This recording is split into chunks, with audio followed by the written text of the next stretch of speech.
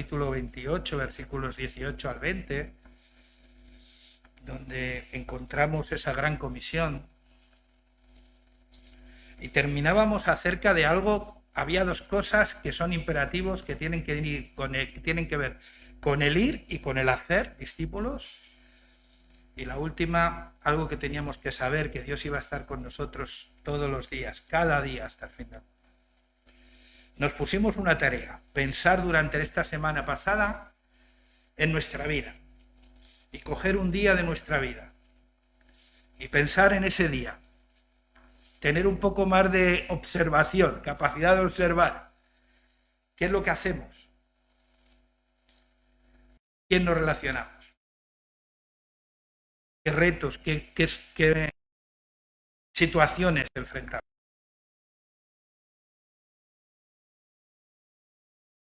Y bueno, y yo no sé si lo habéis hecho. No. Pero yo quiero invitaros a que esta mañana sí pensemos nuestra vida, pensemos en nuestro día a día de lunes a sábado. Domingo casi lo quito porque es un día para el que vivimos prácticamente muchas veces. Pero hay un lunes, hay un martes, hay un miércoles, hay un jueves, hay un viernes. Y a veces tenemos una percepción tan chunga de esos días que queremos que pasen rapidito y que venga el fin de semana. Si observamos las cosas que cada día hacemos, que forman parte de nuestra vida, nos hacemos la pregunta, ¿hay algo en tu vida, en tu cada día, que Jesús no pueda o quiera estar interesado?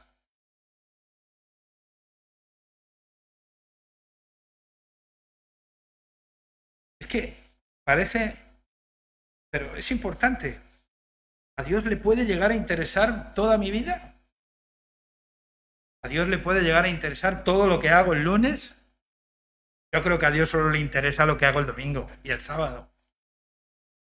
O lo que hago cuando me congrego con la iglesia. ¿Hay algo en tu día a día en lo que no pueda ser una magnífica oportunidad para ser discípulos? ¿Por qué elegir un momento de la semana para estar con Él cuando podemos vivir todos los momentos de nuestra vida? ¿Por qué elegir unas fechas en el calendario para evangelizar y hacer discípulos cuando cualquier día puede ser el mejor buen momento para? Mirad, hay episodios en la Escritura que si los lees con un ojo natural, si los lees, pueden pasar inadvertidos en muchas cosas y solo pararte en aquello que más te impacta. Por ejemplo, hay un episodio cuando Jesús, ¿cómo empezó a hacer discípulos? Lucas capítulo 5, versos del 1 al 5, la pesca milagrosa, ¿os acordáis? Unos pescadores, después de una jornada de trabajo dura y sin resultados, se encuentran remendando sus redes. Y aparece Jesús, el Mesías, el Salvador.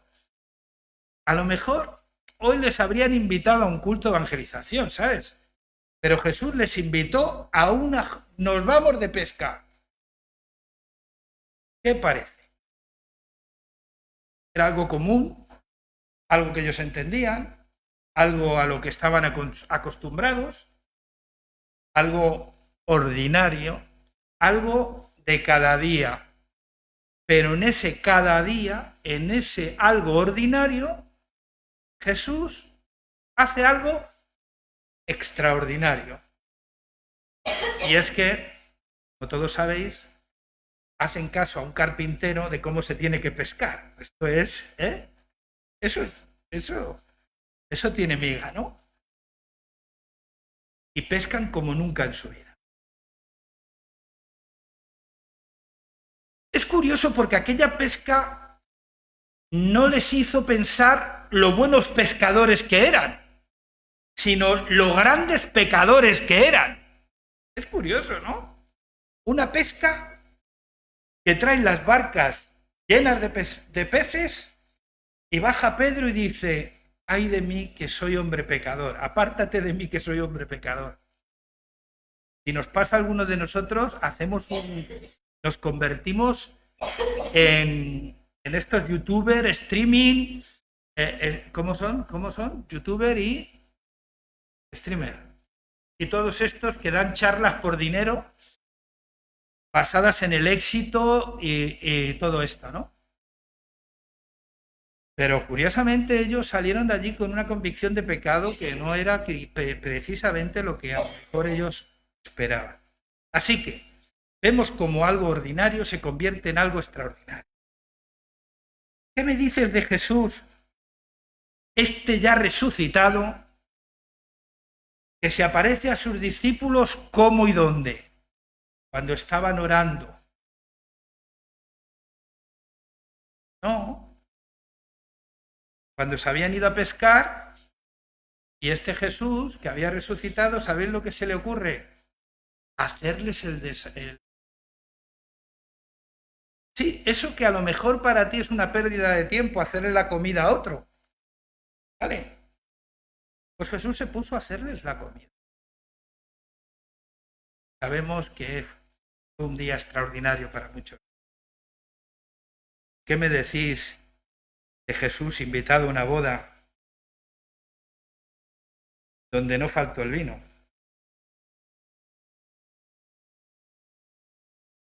Es curioso porque son imágenes que forman parte de cualquier vida cotidiana, pero que Jesús los convirtió en momentos inolvidables. ¿Y cuánto de eso nos perdemos cuando no tenemos y desarrollamos una conciencia de la presencia de Cristo cada día en nuestra vida?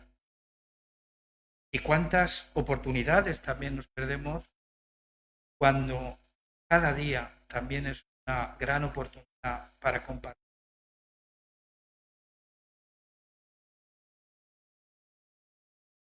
Y el viaje de los del Camino de Maús, nosotros hemos sacralizado todas estas cosas, pero en realidad son imágenes de acontecimientos normales, ordinarios, pero que Jesús los convierte en algo extraordinario. ¿Y si pensamos en sus enseñanzas? Sus enseñanzas no eran cosas del otro mundo, ¿sabes? En el sentido de que él usaba figuras literarias que tenían que ver con la vida de la gente común. Simplemente, ¿quién no sabía de allí lo que era la siembra? ¿Quién no sabía de allí lo que era salir a sembrar? ¿Quién no conocía lo que podía hacer un comerciante acerca de la compra de buenas joyas? O un pescador. Eran acontecimientos que formaban parte de la vida de la gente común, pero que Jesús los utilizaba como base para enseñar las verdades del reino de Dios. Dicho de otra manera, la gente podría identificarse claramente con lo que Jesús les decía porque formaba parte de su vida. No utilizaba un lenguaje que la gente no pudiese entender para parecer que era Dios, ni mucho menos. Ellos podían identificarse porque lo que Jesús les contaba formaba parte de su cultura, formaba parte de su vida. Imágenes como las que componen también nuestro cada día, que tienen que ver con tareas del hogar. Es que Jesús hizo tareas del hogar, también. Hombre, cuando se puso a limpiar los pies a los invitados, ¿qué os imagináis que estaba haciendo? O cuando se ponía a preparar la comida a los glotones, ¿qué estaba haciendo?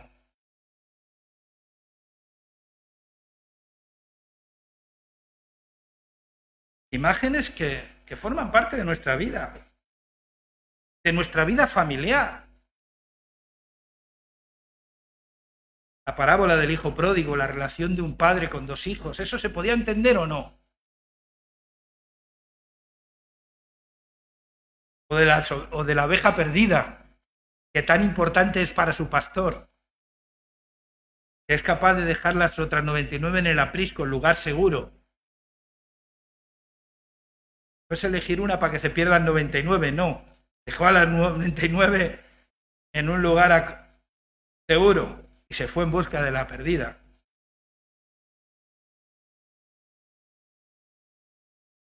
Imágenes que tienen que ver con eso, con cosas que nosotros hacemos también. Que tienen que ver con nuestro trabajo, con nuestra vida en sociedad, con amigos, familiares y compañeros. Y todo esto tiene su sentido, ¿sabéis? Si pensamos en la manera en la que Dios decidió salvar al hombre, que lo hizo haciéndose un hombre, ¿lo entendemos eso? Tiene el sentido, esa conexión entre lo que él tenía que decir con la experiencia humana. Tiene todo el sentido. Porque él, en la encarnación, básicamente es lo que hace, conectar con la experiencia humana.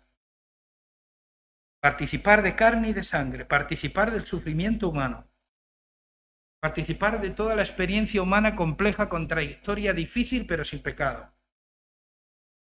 Así que, dicho de esto y teniendo la encarnación de Dios, el Dios humanado ahí presente, podemos decir que Dios no tiene interés en toda nuestra vida. Que no hay algo en nuestra vida que a Dios no le importe.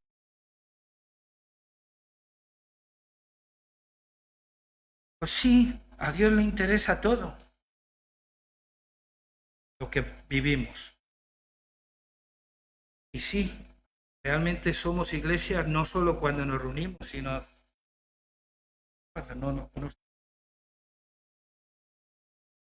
¿Sabéis qué pienso? Que hay actividades que forman parte de nuestra vida que pueden ser infravaloradas por nosotros, pero en las que podemos experimentar el acompañamiento de Jesús e incluso aprovechar para acompañar a otros.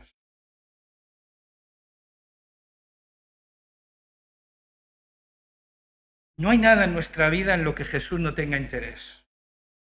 Y yo pensando, entonces, ¿por qué no invito a Jesús a que forme parte de toda mi vida? ¿Y por qué evangelizar no es una cuestión de cada día? ¿Por qué tengo que esperar a que venga un señor y me enseñe cómo evangelizar? No lo entiendo, quiero decir. O que la iglesia convoque, vamos todos en pandilla al parque. Son cosas del día a día y tan naturales como el vivir. Lo que hablábamos y ponía el ejemplo de que a mí no me cuesta hablar de mi familia. Que la quiero y se nota cuando hablo de ella. Porque convivo con ella, porque tengo una relación. Porque son importantes para mí. Y no necesito una licenciatura ni un grado superior. Es una cosa que surge, ¿verdad? y como tampoco un creyente tiene que ser la respuesta a todo lo que ocurre en la vida, solo tienes autoridad para hablar de aquello que ocurre en tu vida, es tu experiencia, y eso es lo que es ser testigo, compartir tu experiencia de lo que el Evangelio es para ti, ha hecho en tu vida. ¿Por qué entonces no es tanto frustrante? ¿Y por qué no nos llevamos a Jesús al trabajo, tú? Curioso, porque en la iglesia de lo que menos se habla es de lo que más tiempo ocupa en nuestra vida. Pasamos más tiempo en el trabajo que en la iglesia y sin embargo hay grandes seminarios de eclesiología y poco de trabajo, de cómo conectar mi fe al trabajo, con el trabajo. Es posible que la causa por la que pensamos así es porque somos nosotros los que pensamos que hay cosas en nuestra vida que no despiertan nuestro interés, que las hacemos con cierta resignación, casi por obligación, pero que ojalá dejáramos de hacerlas. No nos queda más remedio que eso, de hacerlas. Y eso es porque hay cosas que han perdido su significado o propósito más profundo para nosotros. Entonces llegamos a una conclusión y nos preguntamos, ¿cómo le va a interesar a Jesús esto que hago si lo hago porque no hay más remedio?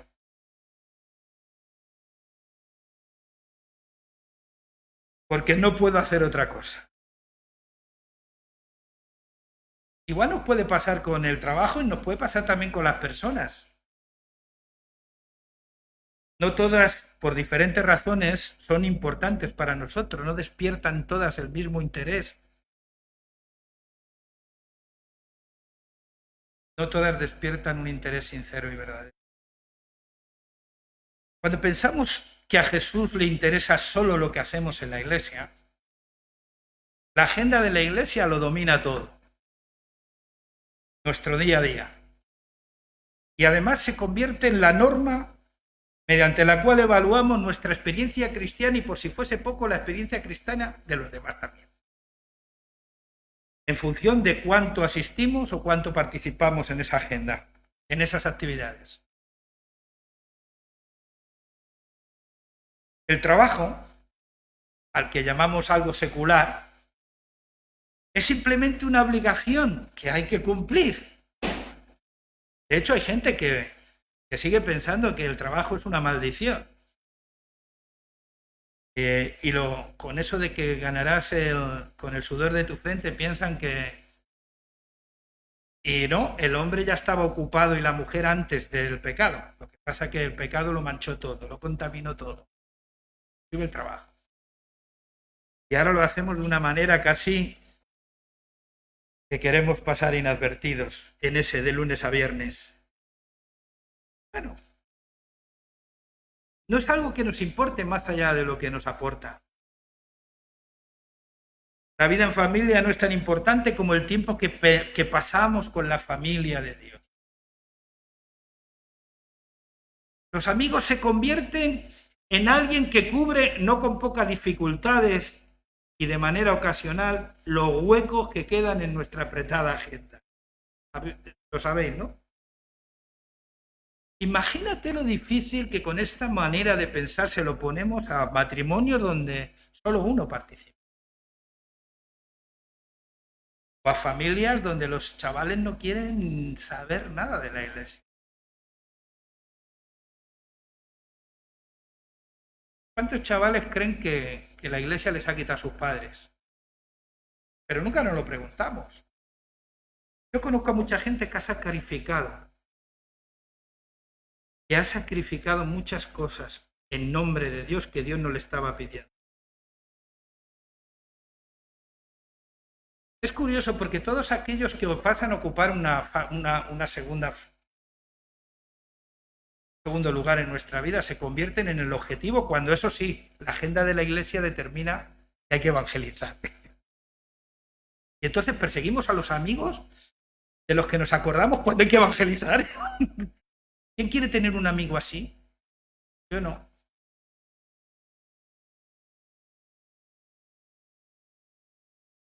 Yo es que paso de ese amigo, te lo digo en serio.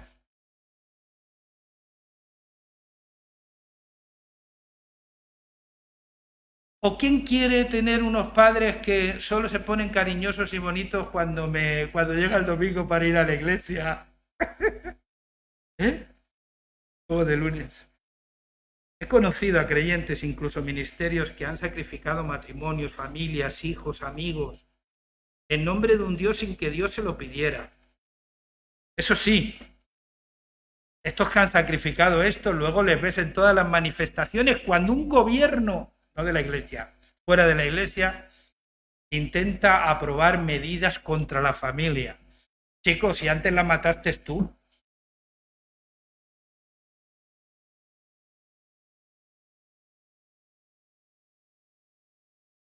¿Realmente esta es la manera que tenemos de conectar el Evangelio con nuestro día a día? ¿Con la manera en que concebimos el hacer discípulos en nuestro cada día? Como hablábamos este tiempo atrás, tenemos que pensar que Dios nos ha enviado, somos enviados de Cristo, ¿verdad? Como el Padre me envió, yo os envío a vosotros. Claro, No nos sentimos enviados hasta que no nos mandan a un país que no es el nuestro. Pero ¿cómo me puedo sentir enviado en mi trabajo? ¿Cómo me puedo sentir un enviado en mi familia?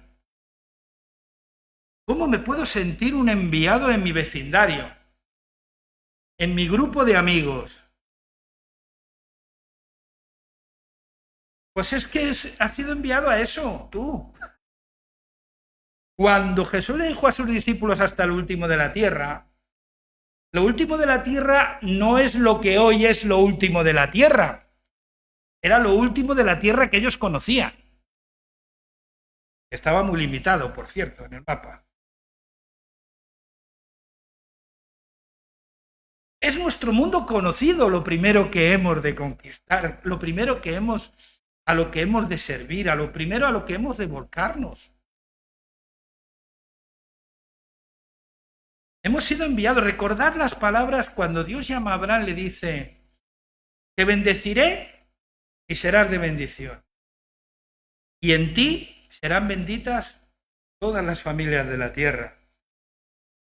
Hemos de pensar que cuando Dios nos está llamando y nos está salvando, no está pensando solamente en nosotros. Se habla tanto de Dios me ama a mí, se canta tanto de que Dios me ama a mí, que lo personalizamos tanto que casi es patrimonio nuestro, Dios, nada más, exclusivo. Es mío, como los niños pequeños cuando les vas a tocar algo que... No, Dios, no solo es tuyo, es más. Si lees la oración del Padre Nuestro que Jesús nos indicó, nos pone en nuestro sitio a todos nosotros. ¿Sabéis en dónde nos pone, no? En el nuestro. El yo no existe. Ni el Padre mío. Todo es tercera persona del plural. Incluso llega al pensar que no solo pensaba en mí, pensaba en todas las personas que forman parte de nuestra vida. Y la perspectiva desde la que se ve nuestra vida es global y universal. En ti serán benditas todas las familias. La Iglesia no está concebida para pensar en sí misma. Es más, el pueblo de Dios en la historia nunca fue concebido como un pueblo para pensar en sí mismo. Y el fracaso de Israel fue precisamente ese, que se cerró tanto en sí mismo que llegó a pensar que el que no hacía como ellos hacían no era de los suyos, que Dios no estaba de su parte. Por eso incluso dentro del cristianismo había los llamados judaizantes, ¿no? Donde el sacrificio y la obra de Cristo no era suficiente, sino que además se tenían que circuncidar como los tenían que cumplir determinadas ceremonias, ritos. Recordemos aquel pasaje de Jeremías 29, versículos del 1 al 14. El pueblo de Israel es exiliado, sobre todo sus ejércitos del reino y las élites religiosas y políticas son exiliados por desobediencia a Babilonia. Incluso Judá también, por seguir desobedeciendo. Y rápido aparecieron los profetas que iban diciendo, no os hagáis casa ni nada aquí, no os acomodéis, que pronto volveremos a nuestra tierra. Y el profeta Jeremías tiene que dar la mala noticia, ¿verdad? De decir que eso es mentira. Que lo que Dios quiere es que construyáis casas. Porque los propósitos de Dios para vosotros en este país son buenos. Pero lo que es sorprendente es que los propósitos buenos de Dios no solo son para vosotros, sino son también para aquella nación que os ha traído hasta aquí. Fíjate, hasta aquellos que son nuestros enemigos. Entiendo a veces que hay entornos aparentemente mucho más hostiles que otros. ¿Sí? Es menos hostil este ambiente de la iglesia, ¿no? Aparentemente que el del trabajo, ¿sí? ¿A que sí? ¿Sabe? Lo que pasa es que yo conozco a más creyentes que han dejado de ser creyentes por comportamientos de los creyentes que por comportamientos de los infieles. No conozco a tantos creyentes que hayan dejado de ser creyentes porque la gente que no es creyente se comporta como se comporta. Sin embargo, sí he visto a creyentes que han dejado de ser creyentes porque hay otros creyentes que sus comportamientos sí les han puesto en tela, les han noqueado. Así que, ¿cuál es el territorio más hostil? ¿Eh? Por eso hay que cuidar este territorio, porque se puede convertir en nuestro gran problema. Defraudarnos los unos a los otros puede ser muy doloroso. Los buenos propósitos de Dios no solo abarcan nuestra vida, nuestra familia, nuestro entorno inmediato, sino también aquellos que podemos considerar más enemigos nuestros. Vosotros sois la luz del mundo, dijo Jesús, ¿sí o no? Y yo me preguntaba, ¿dónde es útil la luz entonces? En la oscuridad. ¿A nadie nos gusta la oscuridad? Seguro. Pero es en medio de esa oscuridad donde la luz es necesaria y útil. El propósito de nuestra vida en Cristo es que brillemos. Filipenses 2:15, en medio de una generación perversa. Filipenses 2:15. Parémonos un poquito aquí. ¿Qué es más fácil brillar? ¿En la luz o en la oscuridad?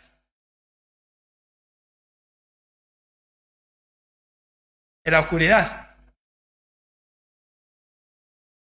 En la oscuridad es más fácil brillar. Hombre, es que por poca potencia que tengas, una luz de muy poca potencia en la oscuridad se ve. Pero imaginaros en un sitio donde hay luz, brillar, ¿qué sentido tiene?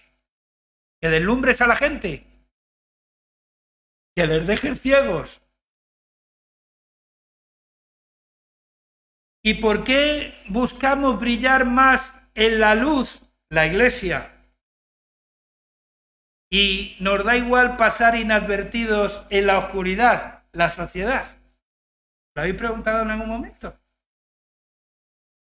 Vamos a ver, Carlos. Aclárate. Si es más fácil brillar en la oscuridad, ¿por qué nos cuesta tanto brillar en la sociedad? ¿Por qué pasamos tan inadvertidos en la sociedad? ¿Y por qué brilla tanto? ¿Por qué hay tanto iluminado, tanto apóstol, tanto profeta, tanto brillo en la iglesia? Que nos van a deslumbrar. ¿Os habéis dado cuenta que es el mundo al revés? ¿Qué necesidad tiene la luz de brillar en la luz?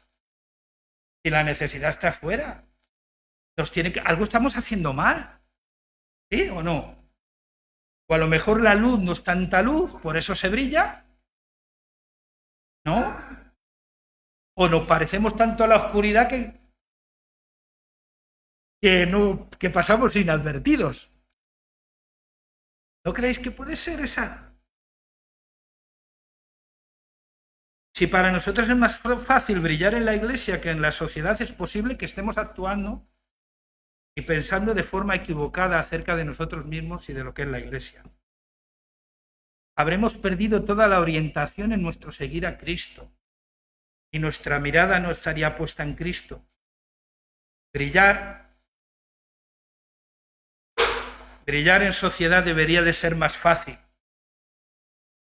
Y si no es así, tenemos que revisar. Quiero terminar. Brillar en sociedad. Hechos capítulo 2, versículo 47. Juntos alababan a Dios y todos en la ciudad los querían. ¿Qué te parece? Imagínate que se hable así de esta iglesia. Juntos alababan a Dios el domingo y todo Alcalá de Henares les quería. ¡Oh! ¡Qué guapo tú! Hechos capítulo 4, versículo 33. Los apóstoles, por su parte, daban testimonio de la resurrección de Jesús, el Señor, con toda firmeza, y todos los miraban con gran simpatía.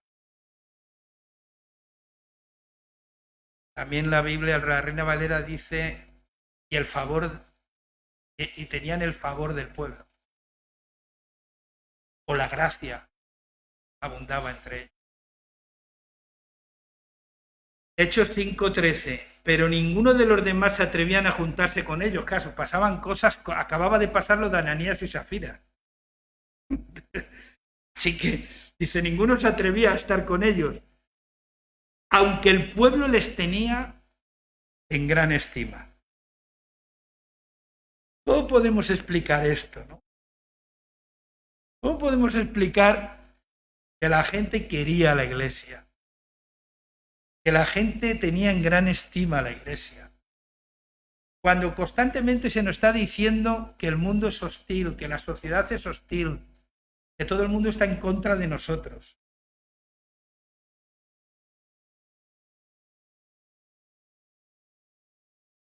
En palabras de Jesús lo diríamos así: así alumbre vuestra luz delante de los hombres, de modo que vean vuestras buenas obras y glorifiquen a vuestro Padre que está en los cielos.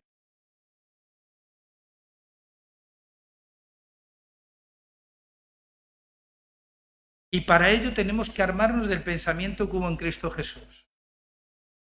Recomiendo leer el Filipenses 2 del 1 al 11. Tenemos que revisar nuestro vivir, ser más conscientes e intencionales en lo que hacemos cada día. No existe nada de lo que hacemos, ni nadie con quien nos relacionamos que no le importe o interese a Dios. Y recordemos que los discípulos no se hacen con palabras solamente, y con debates demostrativos de lo que mucho que sabemos.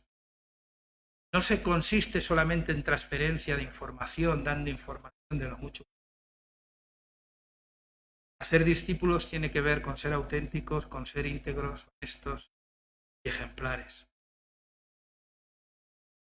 Acciones que evidencian nuestra transformación y que hace posible que otros también puedan transformar. Sin ninguna duda, como hemos hablado más de una vez, el Evangelio lo cambia todo, cambia absolutamente. Cuando Jesús llega a la vida de alguien, lo cambia absolutamente. Y eso se nota en la forma en la que uno y en la forma en la que uno. Si nosotros somos capaces de interiorizar esto, nuestro vivir en Cristo será una cuestión de cada día y nuestro compartir a Cristo será una cuestión de cada día. Ahora, si os